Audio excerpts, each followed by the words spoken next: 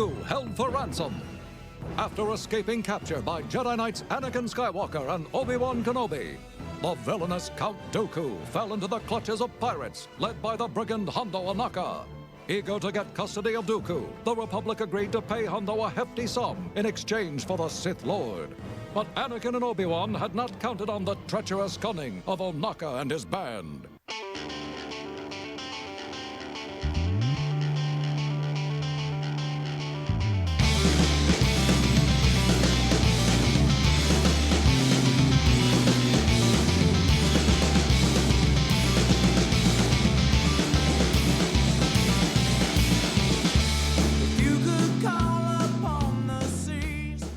Oh, greetings once again, Bucketheads. Mevar Tigar?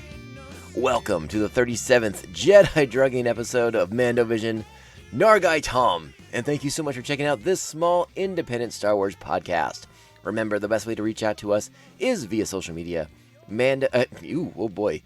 Mando_Vision on Twitter and Instagram. Please be sure to like, subscribe, and share the show with all the other Mandalorians in your covert. And other people too, strangers that you just met on the street, people in the coffee shop, wherever. It's okay. And if possible or so inclined, head over to Apple iTunes, if you're listening on that platform, and give us those sweet 5-star reviews. Those help small independent podcasts like us stand out and not get lost in the shuffle of so much great content out there. Remember, we are part of the 3BZ network of podcasts. Head over to 3BZ.com. You'll find tabs of all the shows on the network. That includes Beer Night in San Diego, our pop culture-centric podcast, the Tomcast Podcast. A lot of time on Marvel shows right now. I've been talking about WandaVision all over there, and we're gearing up for talk about Falcon and Winter Soldier, so get ready if you're a Marvel head. Also, we have a store envy page you can check out if you want to support the shows with some by buying some sweet merchandise. Sorry for the lots of S's there. All right. Oh boy. So we have a good show for you today, I think. I hope you guys are looking forward to this one. We're kind of picking up where we left off with Hondo Ohnaka and Dooku in his custody, and Obi-Wan and Anakin about to be in his custody. We'll talk a little bit more about how that all shook out once we kind of begin the show proper. But I just want to kind of give a little heads up right now. I over the weekend I chipped a tooth. And that wasn't a lot of fun, and it has not been a lot of fun since. It's not painful in any sense. I didn't chip it and expose a nerve or anything like that. So it's not painful in that sense. It's painful in the sense that the tooth is now has a jagged sort of edge on the backside of my teeth, and so my as I talk more and more, my tongue continues to hit up against it, and basically I'm stabbing myself every time I talk. It's not a lot of fun, but we have a podcast to do, and I have great content to share with everyone. So we persevere and we carry on. But if my voice starts to get a little weird, or if it sounds like maybe I'm not articulating in my normal fashion, it might be because I have gouged my tongue and maybe there's blood dripping out of my mouth. We'll see how it goes. But hey, this is the way, right? We have a podcast to do, and we stop for nothing. We do not pause. We push on. Just like the clone troopers would. We push on. We will not be defeated. We will not stop here. Chipped tooth or not. A chipped tooth. I mean, if the root's not exposed, right? Like, if it can't be that big a deal, right? Except for when every time you talk, you stab yourself in the tongue. It's not a lot of fun. But we carry on. And as we carry on, get ready, because we have to do something first before we can start the show proper. You know what time it is. It's time to strap on your buckets. Let's go. It's bad enough we have to be in the same cell, but could you at least spare me the sound of your constant chatter? And while I hold my tongue, the two of you will devise a brilliant strategy for getting off this godforsaken planet? Yes! Excellent. All right, now that our buckets are secure, we can begin the show proper. We are here today to discuss Star Wars The Clone Wars, Season 1, Episode 12, The Gungan General. That's right, I think you know what that means. Jar Jar's back, baby. Buckle up. Buckle up for a Jar Jar Binksian level ride. This episode originally aired January 9th, 2009. The plot of this episode: while negotiating Count Dooku's ransom, Anakin and Obi-Wan are taken prisoner. The Jedi and Sith form an unlikely alliance in a bid to escape, with Jar Jar Binks as their only hope. There you go.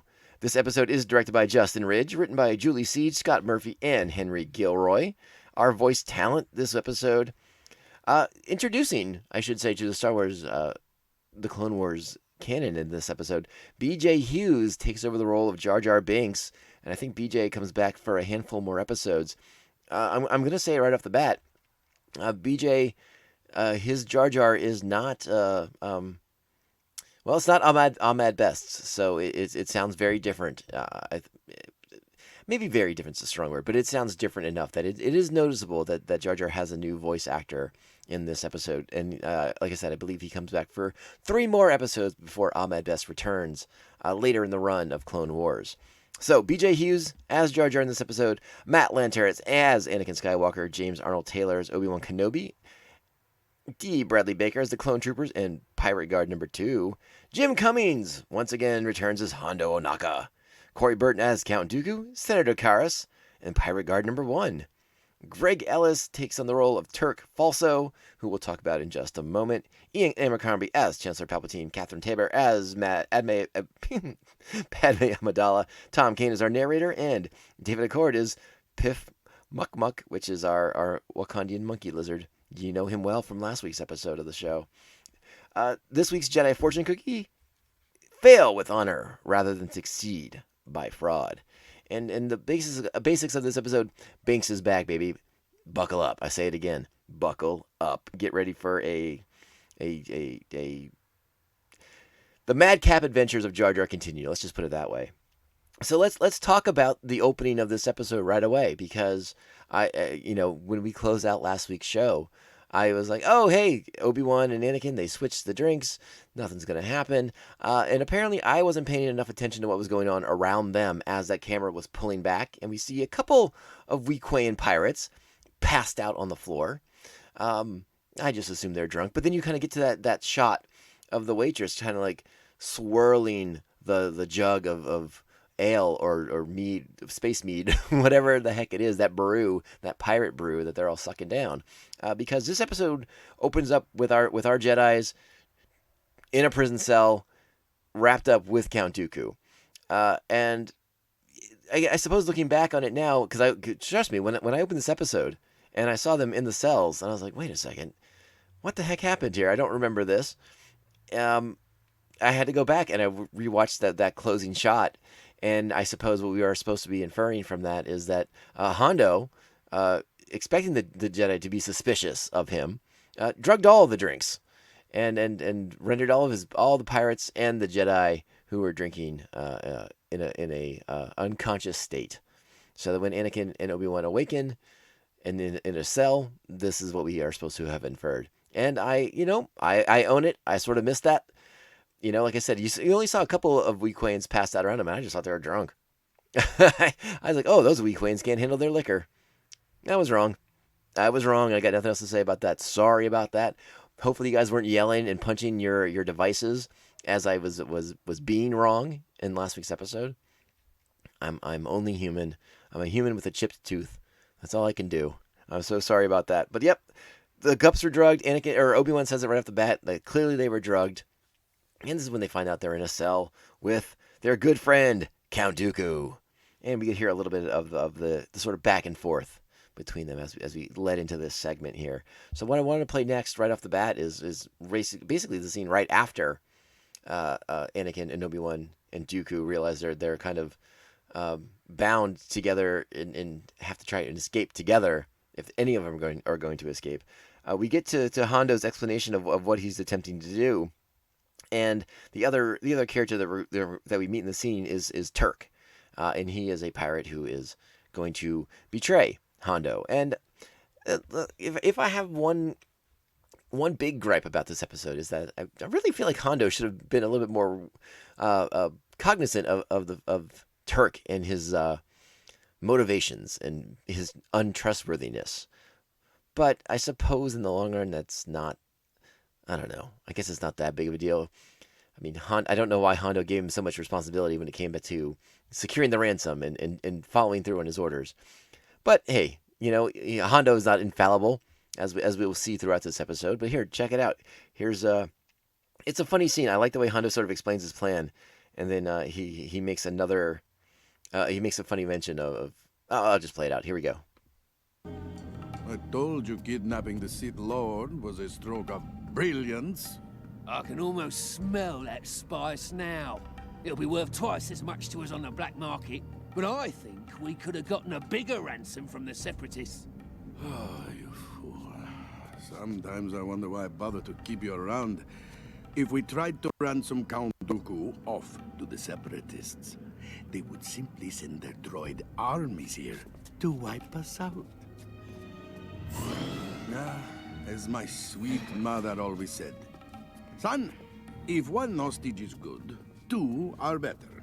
And three, well, that's just good business. How much do you think they'll fetch? Don't you worry about how much. You'll get your cut. Just see to it that the Republic's ransom gets here. Once we get the ransom for the Sith, then we'll get the ransom for the Jedi. Thank you, Mom. There you go. I like that. I like that whole thing with his mom and I don't know. For some, it sort of rang as like sort of reminded me, I should say, of like Ferengi advice that Quark would talk about on Deep Space Nine or something like that. So I found that rather amusing.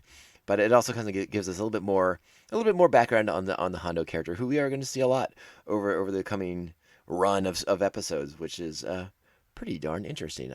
I'm looking forward to more Hondo already. I remember so many of his episodes very fondly, and I hope those memories hold up. And I guess we'll explore that as we get a chance, as the opportunity arises. So in the next scene is where we sort of get the beginning of Turk laying out his plan to double cross Hondo and take the spice for himself in the small group of pirates that seem to be loyal to him and not to Hondo. So they explain that a little bit. They're going to go out and greet the New Republic force. I keep saying the New Republic. The Republic forces that are coming to negotiate for the release, the turnover of their prisoner, Count Dooku. Which is when we get a communique from between Coruscant and the ship that's coming to Florum, bringing Senator Karras, who will head the negotiation, and Representative Binks. Senator Karras, I should mention, you another species that we will recognize from Return of the Jedi, specifically in Jabba's palace. He's a Gran, and you'll distinguish by the 3 eye stalks. So definitely a character, an alien species that we've seen in the original trilogy, which is really, really cool. They pop up a lot in the prequel trilogy, not so much as main characters, but you see them a lot in the background, in the Senate scenes and things like that. So getting to meet one of these senators that we may have maybe caught a flash of in episode 1 or 2, I thought was really interesting. And one of the things that's really unique about Senator Karras is he has a staff. And if you pay attention to that staff, take a look at that staff, because it is very clearly modeled after the staff of Ra from Raiders of the Lost Ark. He plants that sucker in the ground, and now he knows where the Well of Souls is. And Senator Karras can retrieve the Ark for himself, possibly before the Nazis even find it. And he bests Indiana Jones, maybe. Who knows how that turns out? All right, that's silly. That was silly of me. I shouldn't have gone that way.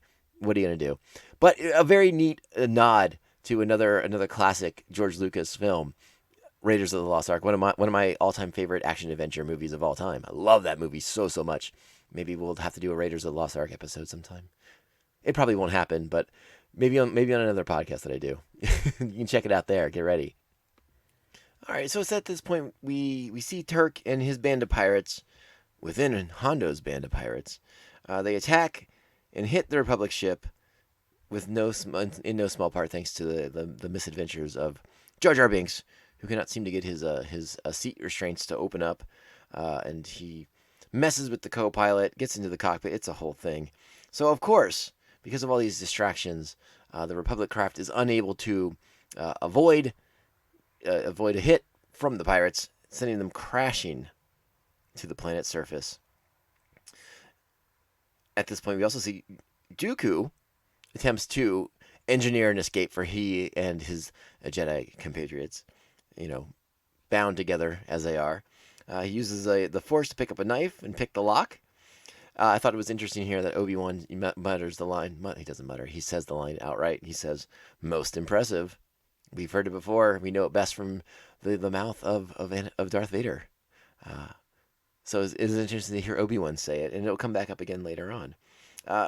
We go back to the crash site now. We find out that Senator Karras has died in the crash, and yeah, it was at this point in the episode that I really sort of decided that I wasn't crazy about Jar Jar's new voice. It was kind of it didn't grate on me. It just, like I said, it just is fairly obvious that it's someone else doing the voice work, and I don't know if Ahmed Best put them in a position where they had to find someone in a relatively short amount of time, or I don't know much about what that situation was, and I'm sure the actor came in and did the best job that he could.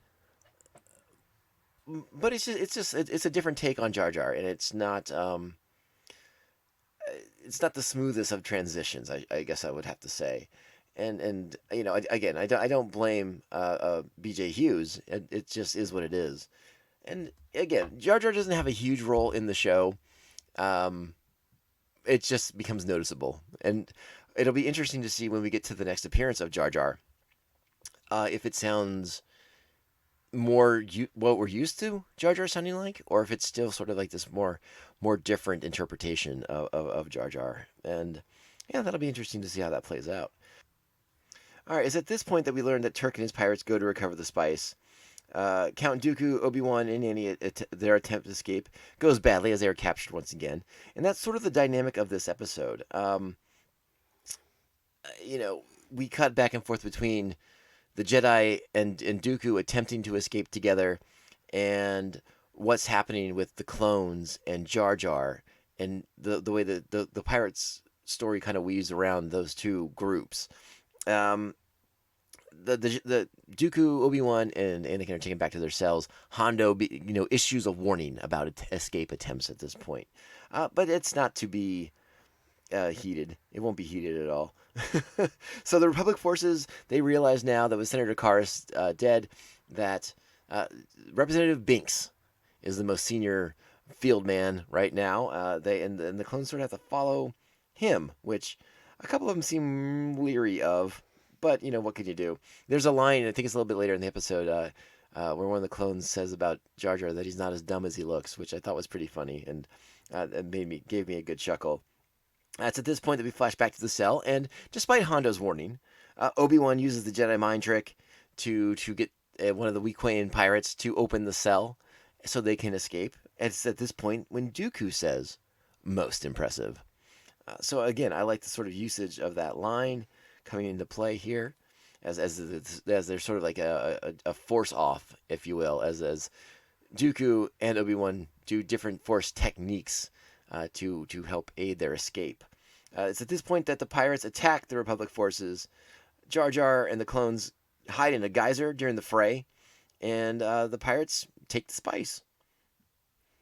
All right, so here we go with Jedi escape attempt number 2. I want to play a little clip from this. All right, here we go. Let's check this out. This has just got some kind of fun banter, some ageism from Anakin. It's a whole thing. Let's listen to it.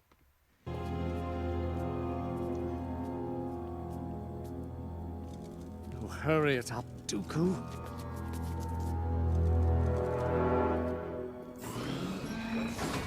You should be more patient, Master.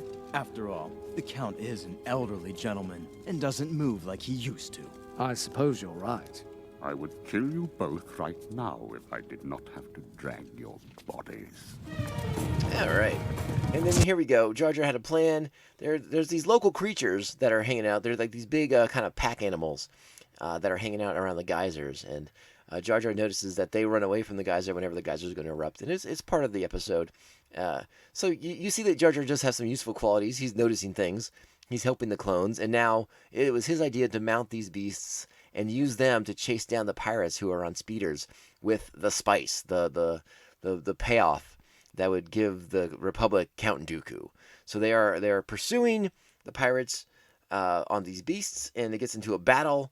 And the clone troopers do very, very well, getting the sort of the jump on the pirates, and they are able to recover the spice.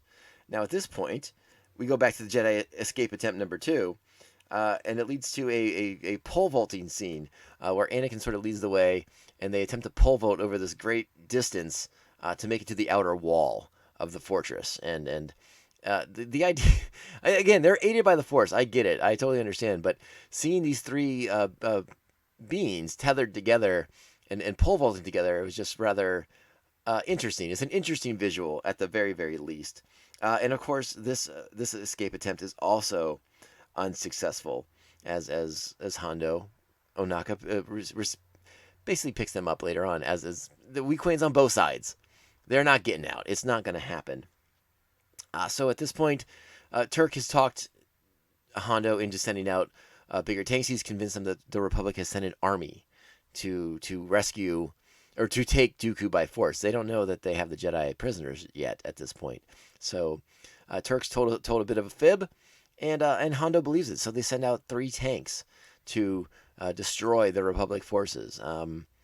And it's essentially Turk covering his tracks here, but it blows up in his face disastrously as Jar Jar once again sort of bungles his way into success as he kind of turns himself in as like the negotiator for the Republic, and he of course sends the tanks crashing into each other. One of them ends up running into these power lines that the clones had discovered as a way to follow those power lines, and that would lead them to the pirates' base.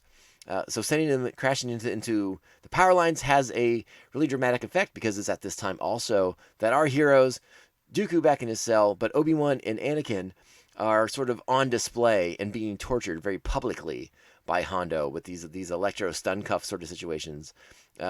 Doesn't look pleasant, doesn't look painful. There's a pretty funny line from Obi-Wan to Anakin, because Anakin is basically provoking Hondo to do something. And Obi-Wan's like, hey, now's maybe not the best time, because this is probably going to hurt a lot. And it looks like it does. But as the tank crashes into the power lines, it frees Obi-Wan and Anakin. It allows Dooku to escape from his cell. And, yeah. I mean, the only thing I have to, again, my biggest complaint here is Hondo, buying these lies. That's kind of it. It's at this point here that Turk and one of his pirates, they're attempting to get out of there. He knows it's only a matter of time now before Hondo figures out that he was lying to him, trying to steal the spice for himself. But because of the power outage and Dooku being freed from his cell, Dooku then quickly kills Turk and the other pirate and takes their ship and escapes himself. At this point, the clones storm the fort, the base, whatever you want to call it, the hideout of the pirates. Obi-Wan and Anakin have been doing some damage finally. They freed from their torture devices, recovering their lightsabers, and that they are generally going to get out of the situation. So here's where it comes to a head, and I don't want to play this clip again. Dooku has escaped at this point, and we just need to kind of wrap this episode up with like a nice little bow. This nice little 2-part pirate episode. Here we go. I'll play it from this point right here. I think you all will dig these last like moments of the episode. They're holding Hondo back as a prisoner. Start the engines, please. So what now, Jedi? You going to arrest me, eh? No. Anakin, release him. What? Captain, you have nothing we want. And since we're not prisoners anymore, you have no bargaining power. What? Yusa was in combat trouble? Misa rescued you! No, Jar Jar, we weren't in any trouble.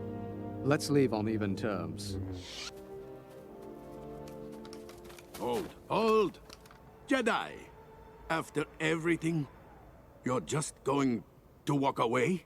We have no quarrel with you, and we seek no revenge. Indeed. Very honorable, Master Jedi. Oh, Captain, you will find that Count Dooku does not share our sense of honor. And he knows where you live. There it is. Great final shot from Obi-Wan. He knows that he doesn't have to do anything. He doesn't have to pursue justice against Hondo and his pirates. Count Dooku's going to come for him, and that's probably a fate worse than anything that Anakin and Obi-Wan could do to them. And that is the end of this episode. But not the last time we will see Hondo Ohnaka. Just wait for the next episode. Well, not the next episode chronologically, but you know what I mean. Hondo's going to be back. He's again, Hondo I think quickly becomes a fan favorite, and he doesn't do his best work in this episode. Like I said, he gets played by Turk pretty easily in this one. And this episode, I thought this episode was a little bit harder to rate. My memories of it were a little fuzzy, and maybe that was to its benefit because I didn't know really what to expect. It again, I like the way this ends, but sort of like the way it alternated between like these failed Jedi escape attempts and the efforts with the clones and Jar Jar to deliver the ransom for Dooku, or the payment for Dooku's, turning him over to the Republic. I don't know. It's fine. It's okay. It's entertaining enough. It's amusing enough. But I think by not having as much Hondo in this and having Hondo not quite be quite as charismatic as he is in that first episode, the previous episode, I think it kind of dings the episode a little bit. They seem to be really interested in the idea of having to make Dooku and Anakin and Obi-Wan all work together for the shared goal of escaping the pirates. But again, I don't think that plays out necessarily as well as maybe they intended it to. I don't know. There's just something lacking from all of it. There's some sort of missing element that maybe would have brought it all together more. And I don't quite have an answer for what it should have been. It just seemed like really strange circumstances. It was sort of like this odd couple, team up episode, and it sort of works, but it sort of doesn't. I think there's a little something missing to it, but I don't know how you all felt about it. Do you think I'm way off base here? Was I sort of missing the point on this one? Some of the I think the highlights, like other than the clips from Anakin and Obi-Wan about towards Dooku. I don't know. It just, I think I rather enjoyed the clone stuff more than, and even with the Jar Jar factor involved. And again, I don't hate on Jar Jar the way a lot of people do. So again, it's just kind of a fun. It's a weird episode to kind of rate. It's fun-ish, it's good-ish, but there's some quirks to it. I still sort of bump up against that opening because I really thought it should have been a little bit more obvious if Hondo was going to drug everybody in the room. Because and not just because I felt like I messed up, I made a mistake. I honestly think it was like maybe just a tad too subtle. I don't know. Again, do you all agree with me on that, or was I just not? Did I get caught not paying enough attention? And maybe that's exactly what happened. Now I give this a 6.5, a 6.5 on this one. I guess I just had trouble buying into this forced alliance between Anakin, Obi-Wan, and Count Dooku. It just seemed like, I don't know, like if you're gonna force these enemies to work together, it probably should have been more dire circumstances than just being held captive by a group of pirates. And maybe that's just because the pirates weren't menacing enough. That they weren't in any actual danger because they were being held for ransom. They weren't being held in with the intention of imminent death. So I don't know. It seemed like an odd circumstance. Now, granted, they all want to escape. I totally get that. I 100% get that. It just seemed, I don't know, almost forced, almost a tad contrived. I'm curious if you all had the same read on this as I did, or does it work for you, and why, and let me know, like maybe what element I'm missing on my look back at this episode. I'm super curious what you all thought of it, and if I'm being just maybe a tad harsh on the episode in general. So yeah, I'm gonna stick to my 6.5 for now, but I'm open to being persuaded otherwise. So talk to me, and yeah, I'd love to hear from you. Reach out on social media at Mando_Vision on Twitter and Instagram. We do have an email account, by the way. It's mandovisiontom@gmail.com, so you can find me on that as well. I just a quick little tidbit. I wanted to drop some more information on everybody. Over the past weekend, before I chipped my tooth, I rewatched once again the final episode of season 2 of The Mandalorian, and I think at this point I've watched that episode 52 million times, and I'm still crying at the end. Every time, without fail, I start sobbing at almost the exact same moments every single time I view it. And if you haven't had a chance to go back and find the season 2 finale review that I did the day of when it first dropped, and you can hear me sob talking about it. Just talking about it made me start crying and weeping in happiness and sadness and all the emotions wrapped up in one. It was slightly embarrassing for me, but I'm not embarrassed by it. I own those emotions. They're mine and they're true, and that's all that really matters there. So please, by all means, know that I want you all to know that episode is still affecting me the same way it did the first time I saw it, and I am not ashamed of that. I cry. I gently reach up underneath my bucket to wipe my tears away, because I don't want them to potentially damage the heads-up display in there that I'm watching the show through. So I hope you guys are all enjoying rewatching The Mandalorian as much as I am as well still. And with that being said, I think we're going to wrap the show up today. So I want to thank you all so much for listening. My name is Tom. This is the Mandovision podcast. I'm having so much fun making these episodes, and it seems like people are digging them. So we're going to keep cranking them out. Remember, we're on the freeway, on the Autobahn, working our way towards the debut of Star Wars The Bad Batch on May the 4th. And we're going to keep cranking these episodes out. We're going to get season 1 done before that happens. And it's going to be a lot of fun. I can't wait. I'm enjoying cranking these out. It's a little bit more work, but it's the enjoyable kind of work. And that is eminently important when you're making a podcast. It's all worth the effort as long as you're still having fun and people are digging what you're doing. That's the bottom line. I'm having fun and people seem to be digging it. So I appreciate that so much. Again, if you're on Apple Podcast, if you can take the time to do a 5-star review, that'd be so amazingly helpful. You'd have my gratitude forever and ever and ever. Remember, we are on Apple Podcasts, Spotify, Stitcher, iHeartRadio, Google Play, and so many, many more. I think Pandora. I think Amazon is coming soon. We submitted that the other night. So hopefully it will be on Amazon and Amazon Music and Audible soon. We'll see how that shakes out. I haven't gotten anything back from them yet. We'll see. I don't know how that process works. We'll see how long it takes. But yeah, we're getting the Mandovision view out. We're letting people know what we're up to and the way we look at the Star Wars galaxy and all the various things that happen within it. There will be a book review coming soon for the new High Republic series. Can't wait to talk about that a little bit more in depth. That'll probably be a Banthrax episode. So just be on the lookout for that in the coming weeks. But in the meantime, just keep in mind, we're going to keep cranking these out. Keep listening to them. Give me that feedback. Let me know what you're enjoying, how you're enjoying these episodes. If you're going back and rewatching with me, I'd love to hear about it. All right, let's wrap it up again. My name is Tom. This is the Mandovision podcast. And remember, we can only end this podcast one way, and this is the way. This is the way. This is the way. This is the way.